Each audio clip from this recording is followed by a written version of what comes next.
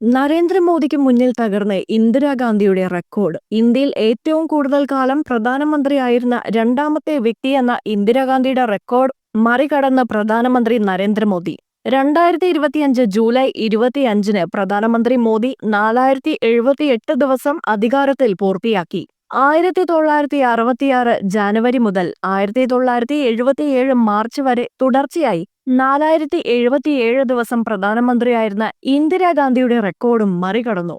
പ്രധാനമന്ത്രി നരേന്ദ്രമോദിയുടെ രാഷ്ട്രീയ യാത്രയിലെ ചരിത്രപരമായ അധ്യായമാണ് ഈ നേട്ടം.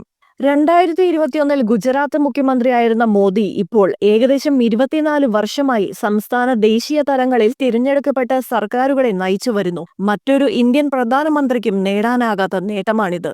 1947 ഇന്ത്യ സ്വാതന്ത്ര്യം നേടിയതിനു ശേഷം ജനിച്ച ആദ്യത്തെ പ്രധാനമന്ത്രി എന്ന അതുല്യമായ ബഹുമതിയും മോദിക്ക് സ്വന്തം. ഇന്ത്യയിൽ ഏറ്റവും കൂടുതൽ കാലം അധികാരത്തിലിരുന്ന കോൺഗ്രസ് ഇതര പ്രധാനമന്ത്രിയും കുറഞ്ഞത് 2 പൂർണ്ണ കാലാവധി അധികാരത്തിലിരുന്ന ആദ്യത്തെ കോൺഗ്രസ് ഇതര നേതാവുമാണ് അദ്ദേഹം.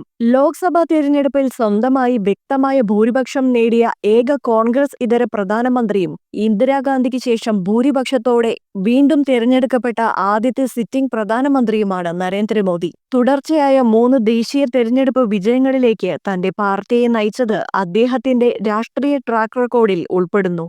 മുൻപ് ജവഹർലാൽ നെഹ്റു മാത്രം നേടിയ നേട്ടമാണിത്.